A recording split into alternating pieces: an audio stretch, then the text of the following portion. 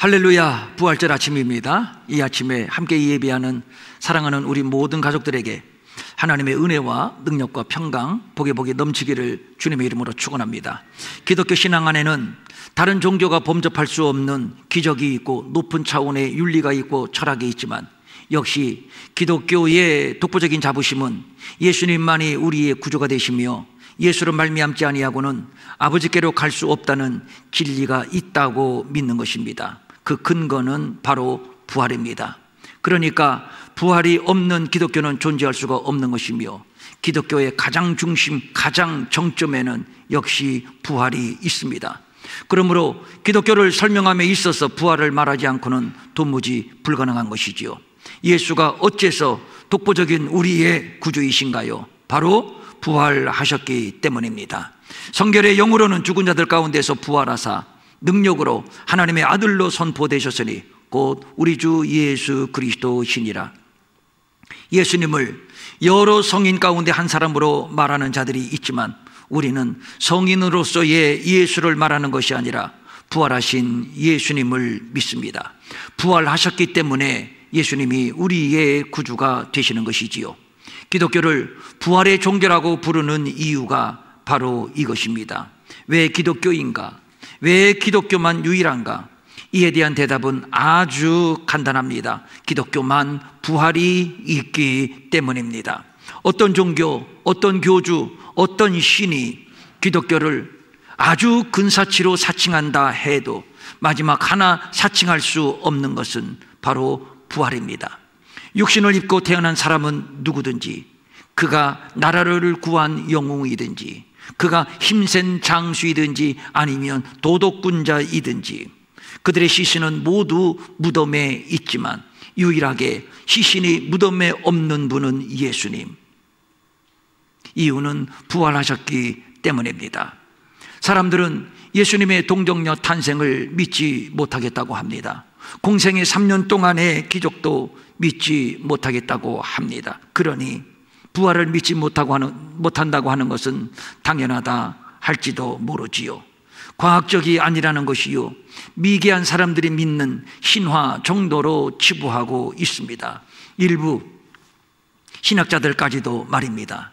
그러나 하나님은 영원전부터 스스로 존재하시는 초월자이시며 창조주이십니다. 이 말은 자연세계의 이치를 창조하신 분이시며 자연세계의 이치를 초월해서 존재하는 분이라는 얘기입니다.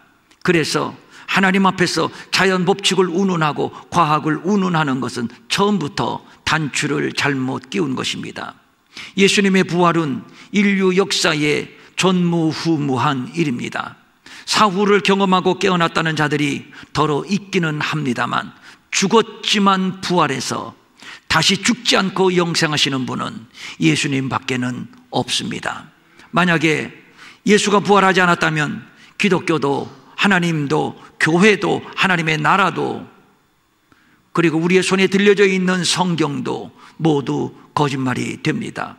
예수님은 그저 2000년 전에 백성을 선동하여 로마 체제에 항거하다가 죽임을 당한 혁명가 정도, 아니면 훌륭한 선생 정도, 아니면 신흥종교의 교주 정도로만 기억이 될 겁니다. 기독교는 바르게 살자, 사회를 개혁하자, 이런 종교가 아닙니다.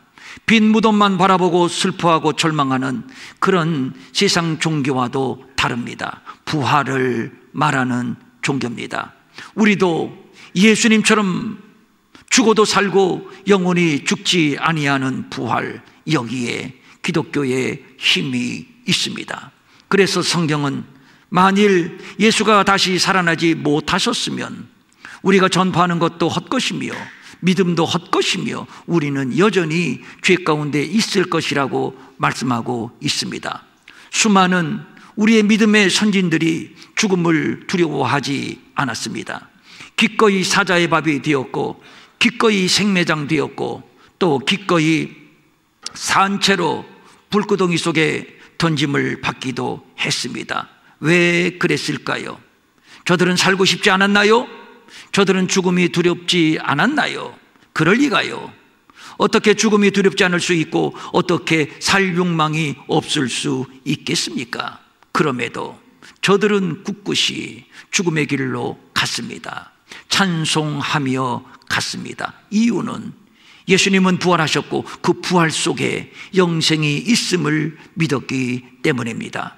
전문기관의 보고에 의하면 작년 한 해 동안 기독교인이 신앙 때문에 살해당하고 납치당한 숫자가 9천여 명에 이른다고 하고 15,000여 개의 교회가 공격을 받거나 폐쇄를 당했다고 합니다. 그럼에도 교회는 또 세워지고 또 세워지고 믿는 자의 수는 여전히 증가하고 그리고 부흥은 계속되고 있습니다. 도대체 기독교에 무슨 힘이 있기에, 도대체 기독교에 어떤 매력이 있기에 그 모진 박해 속에서도 부흥은 계속되고 있나요? 방언을 하기 때문인가요? 아니면 병든 자가 일어나는 기적 때문인가요? 기독교가 가지고 있는 높은 도덕성이나 체계적인 교리 때문인가요? 아니면 예수 믿으니까 부자 되더라, 성공하더라, 형통하더라, 이것 때문인가요? 아닙니다. 오직 하나, 부활 때문입니다. 부활을 능가하는 능력, 부활을 능가하는 기적, 부활을 능가하는 소망, 부활을 능가하는 윤리는 세상 어디에도 없습니다. 빌라도는 예수에게서 솜털만한 죄목이라도 발견되면 그것을 빌미로 사형 언도를 내리려고 했습니다. 그러나 찾지 못했습니다. 성경은 빌라도가 4번, 헤롯이 1번, 총 5번 예수의 무죄를 말한 것으로 기록하고 있습니다. 그럼에도 빌라도가 사형을 선고한 것은 밀란의 염려 그리고 자신의 자리 보존 때문이었습니다. 이는 예수님이 무슨 죽을 만한 이유가 있어서 죽은 분이 아님을, 죄가 없음에도 죽었음을 입증하는 것이라 하겠습니다.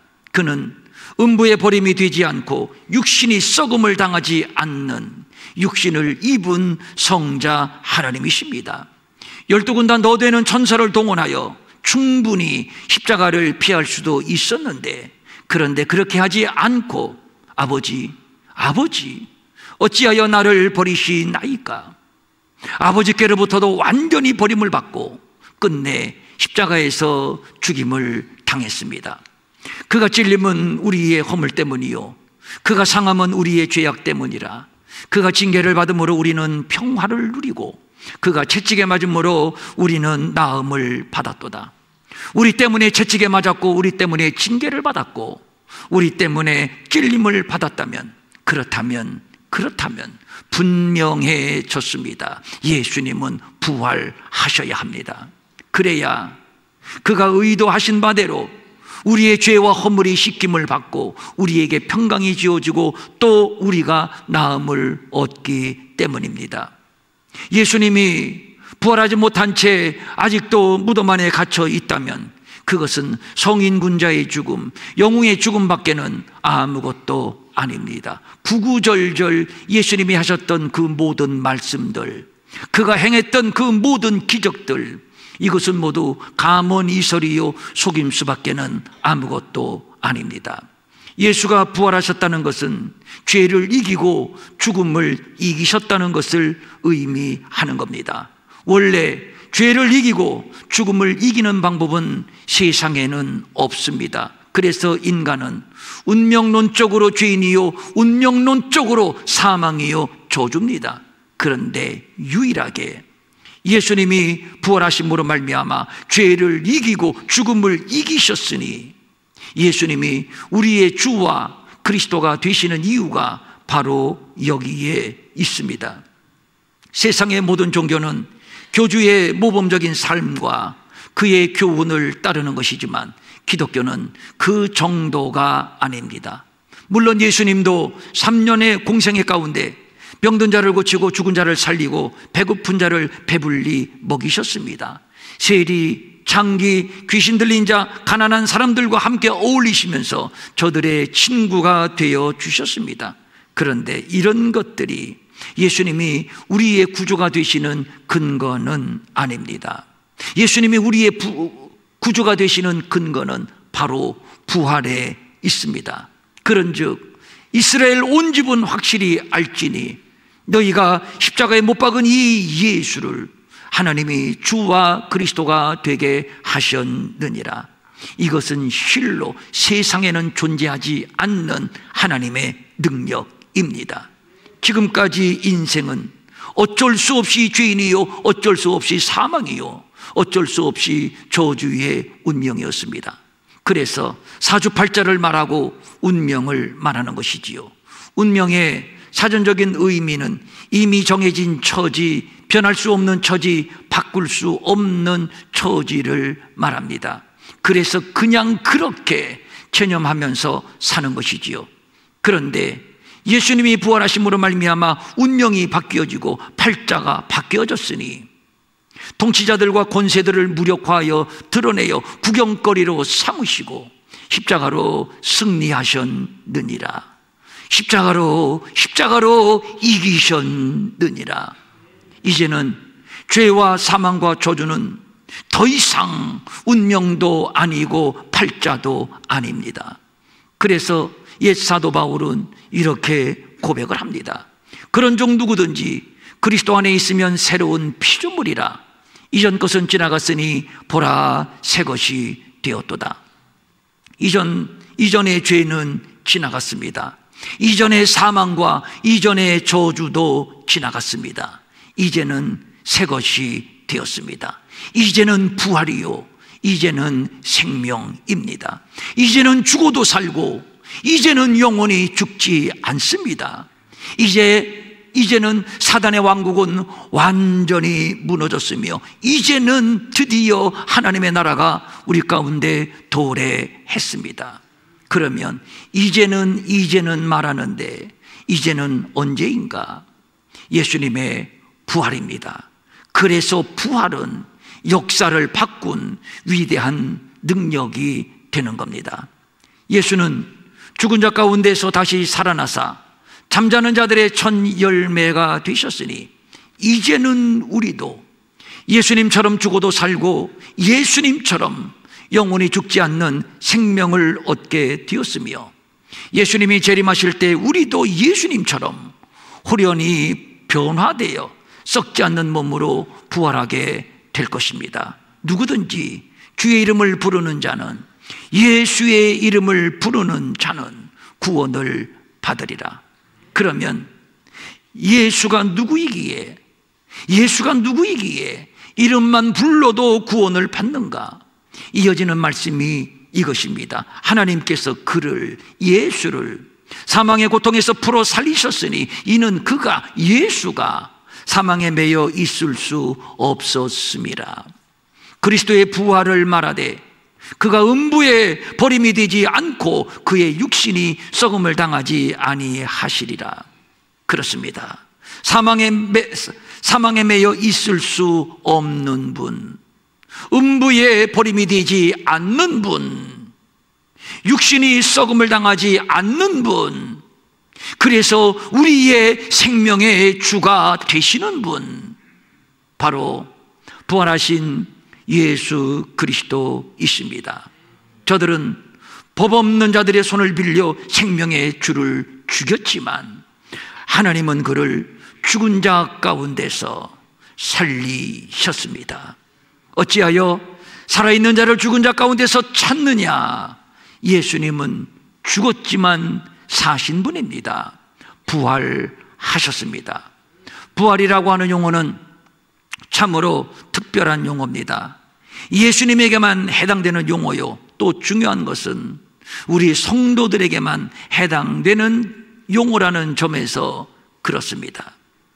실로 이것은 엄청난 사건이기 때문에 처음에 제자들과 사람들이 예수님의 부활이 눈앞에서 뻐젓이 벌어졌음에도 불구하고 저들은 믿지 않았습니다. 아니, 믿을 수가 없었습니다. 부활은 믿을 수 없는 일이거든요. 여기 목사도 그 당시 그 자리에 있었다면 저들과 한패가 되어서 거짓말이야, 아마도 적극적으로 부인을 했을 겁니다. 죽었다 살아난 것인데 전무후무한 일인데 그것도 죽은 지 3일 만에, 그것도 그들이 경비병과 함께 가서 돌을 인봉하고 무덤을 굳게 지키니라. 여기서 인봉하다 이 말은 시체의 도굴이나 이동을 방지하기 위해서 무덤의 입구를 큰 돌로 막고 그리고 인봉을 한 겁니다. 그리고 굳게 지켰다. 이 말은 모든 방법을 총동원해서 철통같이 지켰다, 이런 뜻입니다. 그러므로 부활은 애당초 불가능한 일입니다. 살아나는 것도 불가능하지만 살아났다 해도 돌문을 열고, 인봉된 돌문을 열고 무덤 밖으로 나온다는 것은 이것도 불가능한 일. 나왔다 한들 경비병들에게 또다시 붙잡힐 것이고 또다시 죽음을 면치 못했을 겁니다. 그러니 예수님께서 부활을 말씀하셨음에도, 돌문이 활짝 열려져 있었음에도 예수님의 시신이 그 무덤 안에 없어졌음에도 불구하고 저들은 믿을 수가 없었던 겁니다. 설마 그럴 리가, 혹시 헛개비를 본 거 아니야? 그러나 예수님은 부활하셨습니다. 어떻게 이것이 가능했나요?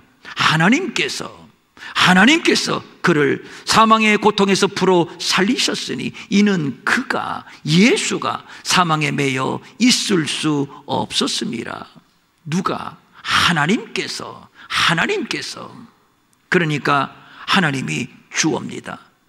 그러니까 부활은 과학의 사건이 아닌, 상식의 사건이 아닌, 하나님이 처음부터 계획하시고 처음부터 주도하신 하나님의 사건입니다. 하나님이 하시는 일을 누가 막습니까? 육중한 돌문이 막을 수 있나요? 아니면 칼과 창으로 무장한 로마의 군대가 막을 수 있나요? 아니면 서슬이 시퍼런 제사장들이 막을 수 있나요? 아니면 유대 군중들을 총동원해서 막을 수 있나요? 어림도 없는 일입니다. 부활은 그런 것으로 막을 수 있는 것이 아닙니다. 말씀하신 바대로 하나님이 예수를 부활시키셨고, 그리하여 하나님이 예수를 우리의 주와 그리스도가 되게 하셨습니다. 이로부터 누구든지 저를 믿으면 멸망치 않고 영생을 얻는 구원의 새 시대, 구원의 대로가 활짝 열린 것입니다. 아담 안에서 모든 사람이 죽은 것 같이 그리스도 안에서 모든 사람이 삶을 얻으리라. 부활은 모든 사람을 살리는 능력, 가히 전무후무한 위대한 능력입니다. 예수님께서 십자가에 못 박히셨을 때 제자들은 뿔뿔이 흩어졌습니다. 자기들도 저 예수처럼 죽을 수 있겠다는 두려움 때문이었습니다. 공포가 밀려옵니다. 절망이 밀려옵니다. 그리하여 고향으로 다시 돌아가 옛 생업에 종사하면서 과거를 잊으려고 했습니다. 그런데 이런 제자들에게 완전 반전이 일어났으니 부활하신 예수님이 저들을 찾아오신 겁니다. 이로 인해 저들은 180도 완전히 달라지게 됩니다. 이제는 지난날의 저들이 아니었습니다. 서슬이 시퍼런 사내들인, 그리고 제사장들 바리새인들과 한 발짝도 물러서지 않고 맞섭니다. 그리고 외칩니다. 너희와 모든 이스라엘 백성들은 알라. 너희가 십자가에 못 박고 하나님이 죽은 자 가운데서 살리신 나사렛 예수 그리스도의 이름으로 이 사람 누굽니까? 나면서부터 걷지 못해 성전 민문에 앉아서 평생을 구걸만 하는 이 거지, 이 사람을 고치셨다. 그래서 이 사람이 이렇게 건강하게 되어서 너희들 앞에 서 있지 않느냐? 누가? 부활하신 나사렛 예수 그리스도가. 다른 이로서는 구원을 받을 수 없나니 천하 사람 중에 구원받을 만한 다른 이름을 우리에게 주신 일이 없음이라. 우리는 보고 들은 말을 말하지 않을 수 없노라. 도대체 제자들에게 그간 무슨 일이 있었던 것인가요? 무슨 일이 있었기에 그 비겁하고 철딱선이 없는 제자들이 이렇게 달라진 것입니까? 우리는 보고 들은 말을 말하지 않을 수 없노라. 무엇을 보았단 말이고 무엇을 들었단 말입니까? 바로 예수님의 부활입니다. 대충 소문으로 전해 들었다는 얘기가 아닙니다. 눈으로 보았고 귀로 들었고 주목하여 손으로 만졌습니다. 이제야 비로소 저들은 예수님이 생전에 하셨던 말씀이 생각납니다. 나를 믿는 자는 내가 하는 일을 그도 할 것이야. 또한 그보다 큰 일도 할 것이야. 그리스도가 고난을 받고 제3일에 죽은 자 가운데서 살아날 것과 또 그의 이름으로 죄의 사함을 받게 하는 회개가 예루살렘에서 시작하여 모든 족속에게 전파될 것이 기록되었는데, 제자들아 너희들은 이 모든 일의 증인이야. 사도행전은 이 땅에 교회가 어떻게 세워졌는가를 기록하고 있는 책입니다. 사도행전에는 유명한 설교 3편이 소개되고 있는데, 첫째는 스데반의 설교, 둘째는 베드로의 설교, 셋째는 바울의 설교입니다. 그런데 신기하게 이 세 사람의 설교가 서로 짜고 한 것처럼 내용이 똑같습니다. 어떤 내용인가? 바로 예수님의 죽음과 부활입니다. 그래서 사도행전을 부활의 복음서라고 부르기도 하는 것이지요. 이렇게 해서 이 땅에 교회가 세워져 갑니다. 베드로가 외칩니다. 너희가 십자가에 못 박은 이 예수를 하나님이 우리의 주와 우리의 그리스도가 되게 하셨어. 이 말 한마디에 사람들의 마음이 찔립니다.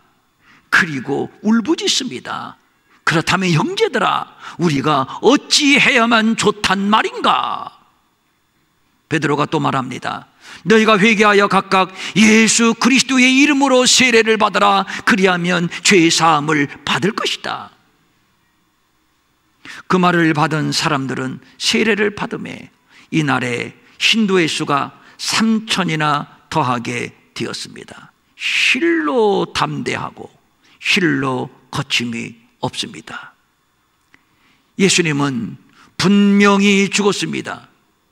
그리고 분명히 부활하셨습니다. 그리고 지금도 하늘 보좌 우편에 계십니다. 부활하신 예수 그리스도에 의해서 교회는 시작이 되었고, 부활하신 예수 그리스도에 의해서 교회는 영원할 것입니다. 보라, 세상 끝날까지 내가 너희와 함께 하리라. 예수님이 죽은 자라면, 그의 시신이 아직도 무덤에 있다면 이 말은 완전 거짓말입니다. 예수님의 죽음과 함께 교회는 세워지지도 못하고 완전히 이 땅에서 소멸이 되었을 겁니다.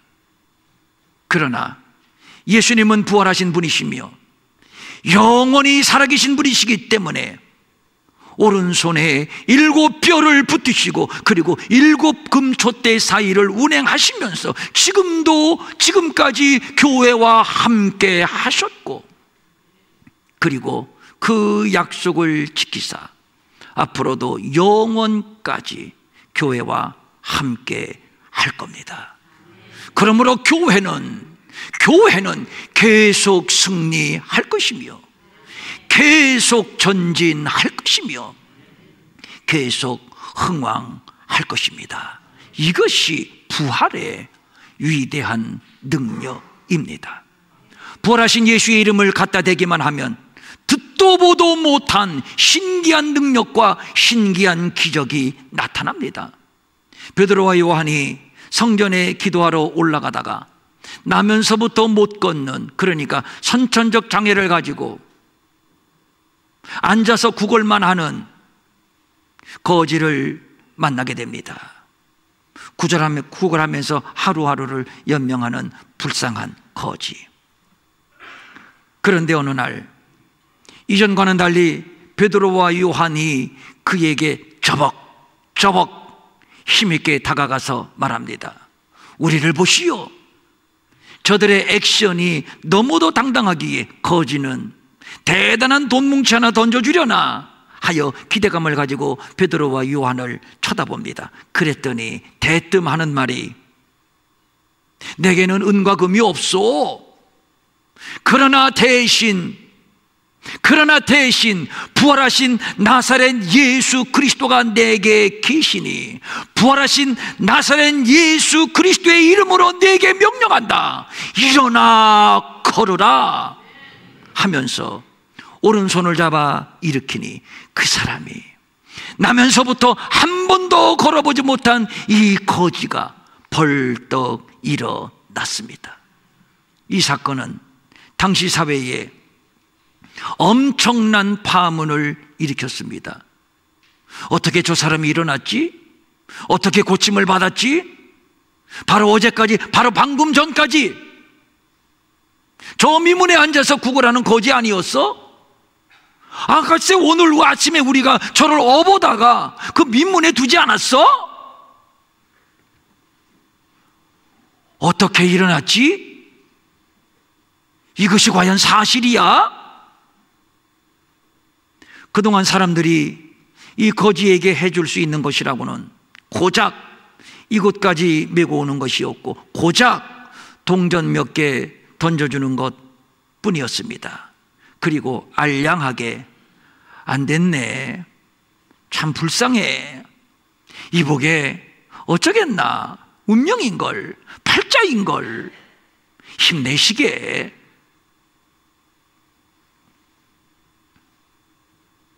이런 정도의 립서비스가 고작이었습니다. 그런데 이 사람이 일어났습니다. 일어났을 뿐만 아니라 걷기도 하고 뛰기도 하면서 하나님을 찬미했습니다. 사회가 술렁거립니다. 그에게 일어난 일로 인하여 심히 놀랍게 여기며 놀라니라. 놀랍게 여기며 놀랐다. 이 말은 놀람과 기함이 충만한 상태, 폭발하는 상태.